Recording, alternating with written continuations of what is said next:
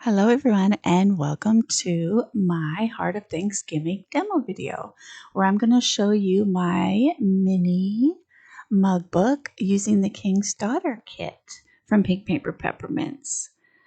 I've gained so much inspiration from this year's team members that I wanted to remember all of their awesome pages in one place, so I decided to make this book.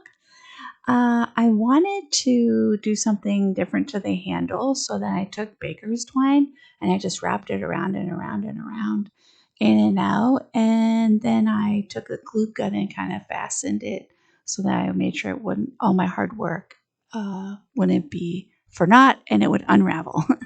The glitter parts I actually did with a clear tacky glue pen and some silver glitter. And I just was able to kind of accent the mug, and then I used some pearl beads to kind of outline the crown. So on the right side, I wanted the pages, instead of, I guess, going long ways, I wanted to have them go short ways, which is flip up. So all I had to do was just fold the pages that came with the kit and then just trim them down to the size that I wanted them to be. And then after I put all of the pictures of everybody's beautiful pages, I sewed it down the middle, and I also just added some of the verses, and I added some ephemera from the kit. And I really like the way that it turned out. Of course, we all love some pie. I had to put that in there because pie is very important. And then on the left side, I wanted to use the cards that came with the kit, and I wanted them to be in kind of a waterfall, I guess, position. And I was thinking about different tapes to use to hold the cards in place, and I wanted them to flip, like, front and back, so that I could use both the front and the back to put ephemera and pictures in or on. And so I thought, scotch tape, masking tape, washi tape. And then I had this idea from a while ago, is that I wanted to use some athletic tape. And I wanted to see, originally I thought I could stamp on it. That was my original idea. But then for this, I thought maybe I could put it through the printer, and just to see how that would go. And it actually worked out pretty well, a lot better than I thought. I just took 2 strips and I taped them to a piece of cardstock, and then I just ran it through the printer. And I'm going to actually do another one because I wanted to actually do the washi tape instead of just the regular blue paper. And in order for my printer to work, I needed to actually stick the athletic tape to the paper and then put some tape on the end. That one, he was a tough guy. He thought he'd be all crazy and get wrinkled, but I didn't let him be. So I do 2 strips here, and then I take scotch tape and I put it at the ends. My printer is a duplex, meaning that it kind of runs the paper all through kind of the paper tray and stuff, and I don't want it to get jammed in my printer, because then it would be hard to probably get the tape out, and I could only imagine what problems would ensue if it got jammed. So I made sure to stick it down really good with the tape, and then I ran it over to the printer and I printed it, and here it is. So I don't know why it didn't print like borderless. That's how it usually prints, but printers have a mind of their own sometimes. And in this case, it did. So I decided to actually cut it out rather than peel off the strips of the original paper. And so I just thought that would be easier. But as you'll see in a little bit, It was a little bit tricky cutting it into pieces, but I actually got it off the paper fairly well. But before I did that, I wanted to make sure that the ink was dry on it. So I got my little handy dandy desk fan out and I just dried it for about 60 seconds and then it was dry. And then I began to peel it away from the paper, and the top edge kind of caught on the paper and started ripping it. So then I actually kind of went at it at a different angle. And sometimes if you do that, you can avoid, ripping the paper all the way down, where you're going to strip off the tape. So I got it to come all the way off, and I only ripped. I only took one of the tapes off. That little piece of paper, piece of tape. It's sticky. It's not sticky. It just can hardly make up its mind. So I take my scissors, and I don't use your good scissors for cutting any type of sticky stuff because you know how that goes. The sticky stuff gets on your scissors, and then your scissors never quite work the same way they did before. And so I tried to cut it into little strips, but it was just so hard. I can't really even cut paper straight with scissors, more or less tape that's sticky. So I just kept trying, and I didn't want to give up. I actually cut the tape into a smaller piece, thinking that would be better and more manageable, but it still didn't do the trick. But I kept trying. I was like, well, maybe I can make it a little straighter. Doesn't really matter what the back pieces look like, as long as the front one is good.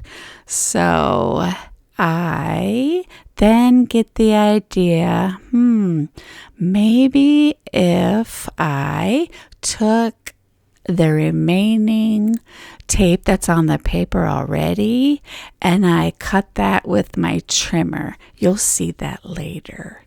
I wish I would have thought about that earlier.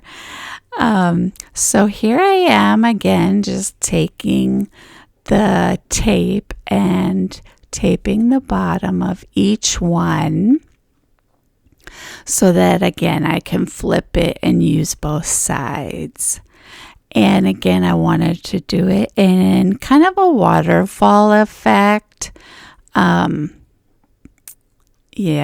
I kept on trying to get it just right. I wanted the crowns to be a certain way so that you could only see the top, but that the color would still kind of show. I really liked that each crown was a different color, based on the weeks and stuff. And Melissa just did such a great job on the kit. This mini book was really, really fun. There you go again, cutting the tape. I wanted to actually show this because it's really what happened. And I think it's just better when the real stuff comes out rather than if the video was like 20 minutes long, like 10 minutes long, and you're like, wow, that was easy. We do run into problems while videoing. So here I'm like, let me grab my trimmer. This will make it so much easier to get the tape the exact size that I want it and it to be straight.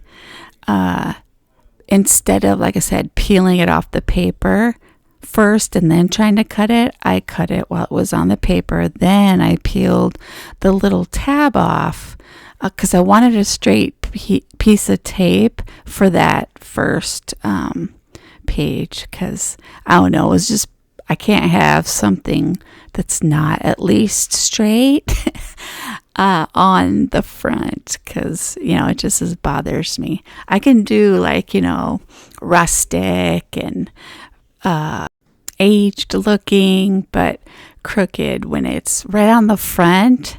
I can't do that. It's very hard. So look at it, came right off, peeled, everything. And then I kind of was like, ooh, I wonder if I take a few little threads off, it will look vintage. But it's still straight, mind you. So I was happy either way. So yeah, if you take a couple threads off, usually ribbon, this, fabricy stuff, it'll kind of look frayed and worn and tattered, which I like that look for some things. Vintagey like this is kind of vintage. And yeah, so there we go. I finally got it all figured out, and it's all the cards are in their places, and I just trim off the excess. And then I'm gonna want to put a little journaling spot, which I decided to take some paper that came with the kit and measure it and then cut it out, and I folded it into 4 little squares, so that way when I fold it out I can have space to journal.